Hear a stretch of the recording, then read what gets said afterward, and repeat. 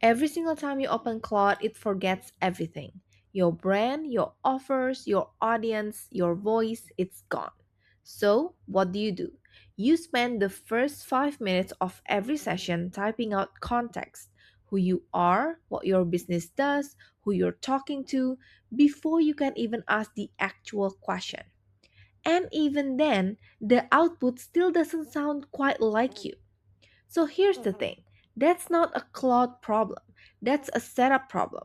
And once you fix it, Claude stops feeling like a generic chatbot and starts working like someone who actually knows your business.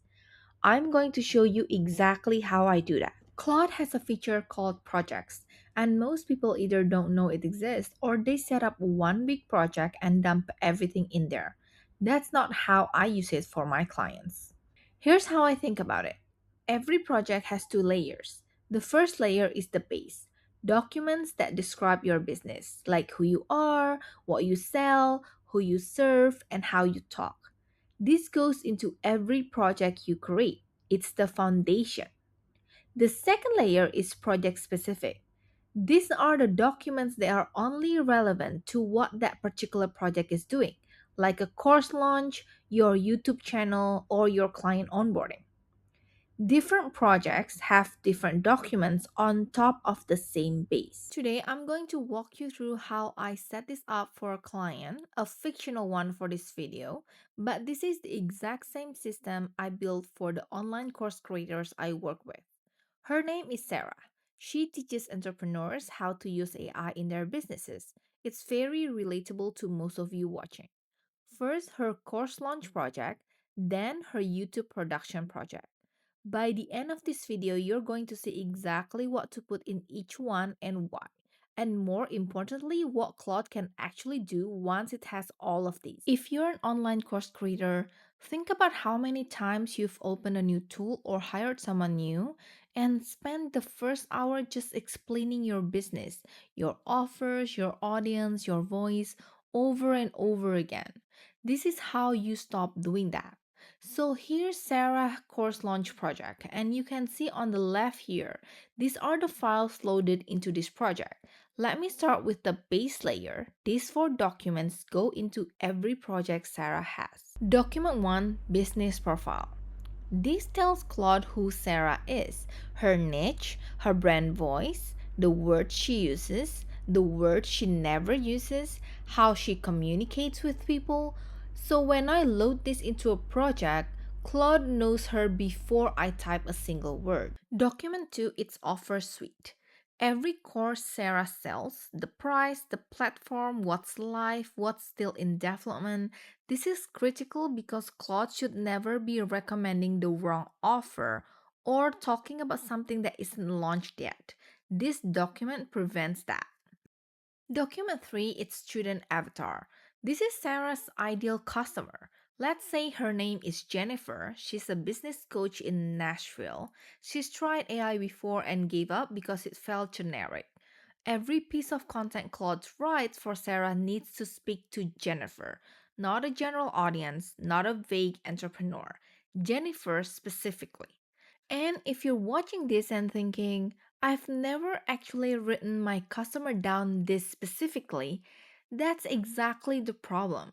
Claude can't speak to your audience if you haven't told it who they are. Document 4, Master Course Catalog.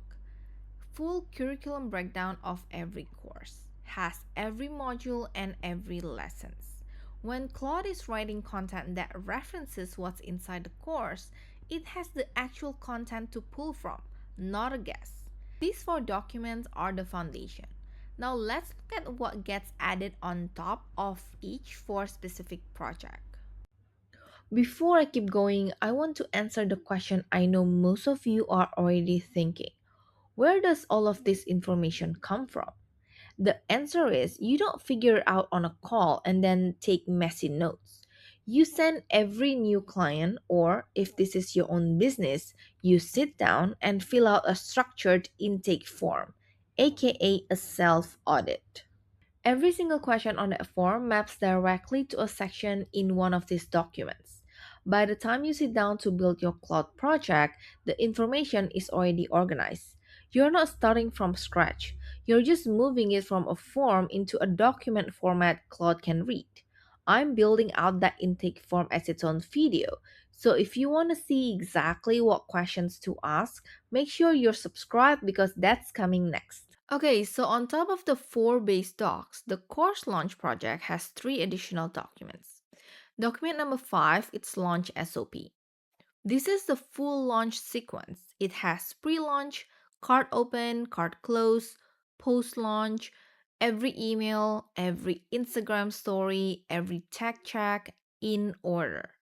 Claude knows the exact process Sarah runs for every launch. Document 6, sales messaging. This is where it gets really powerful.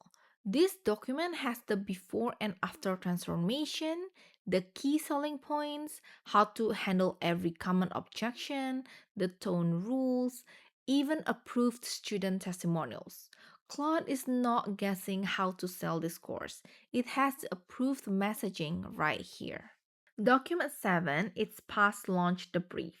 This is one of my favorite. Sarah did a launch in March, 29 students, 8,600 in revenue. It's good, but she didn't hit her goal of 50 students. This document breaks down exactly what worked, what didn't, what to do differently next time. And at the bottom, look at this. There's a note specifically to Claude. It says, read this before writing any launch content. Reference the Tuesday objection email because it converts. Don't replicate the Monday announcement style. So you're essentially briefing Claude the same way you'd brief a copywriter who's joining your team mid-launch. So let me show you what this actually produced after I put in this set of instructions. I'm going to ask Claude something that would normally take me a lot of context setting.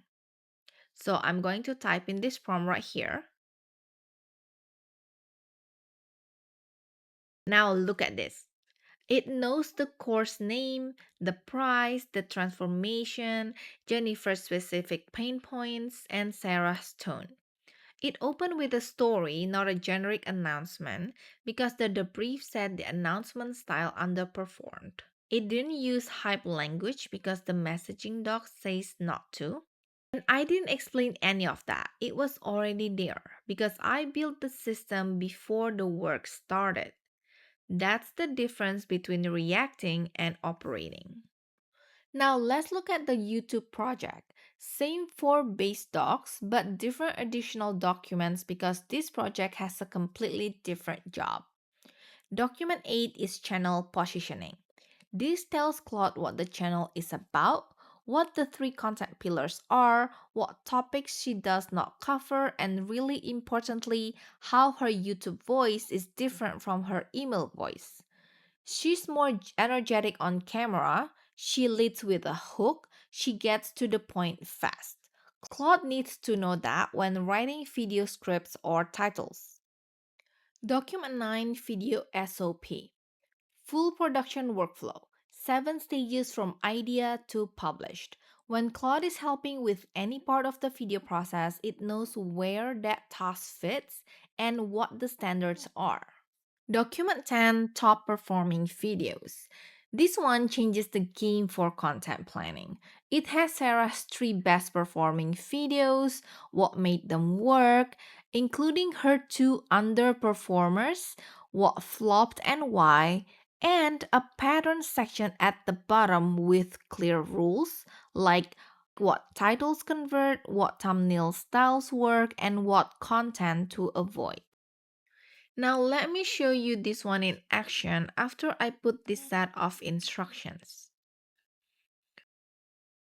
I'm going to paste this prompt right here. Now see what it's doing? It's not just generating random AI video ideas. It's pulling from the patterns document. First person titles, specific numbers, Claude related content because that outperforms everything else on her channel. It's staying inside the content pillars. It's not suggesting a morning routine video or a trend piece because it knows those underperform. This is the difference between using Claude as a chatbot and using it as a team member who has already studied your business. Here's what I want you to take away from this: the project itself is not the point, the documents inside it are the point. Claude is only as useful as the context you give it. Most people give it almost nothing and then they wonder why it sounds generic. When you build this foundation, every single output improves. Emails sound like you, video ideas fit your channel, launch content speaks to your actual audience. And honestly, whether you're using this for your own business or you're building this for a client, the process is the same. You do the thinking once, Claude does the repeating forever. This is a system that compounds over time. You set it up once, it works every time you open it. The next video is going to be about the intake form. Exactly what questions to ask to fill out all of these documents without starting from a blank page. Subscribe so you don't miss that one. And if you found this useful, drop a comment below and tell me which project you're going to build first. Is it course launch, YouTube, or something completely different? I'm curious. So I'll see you next week.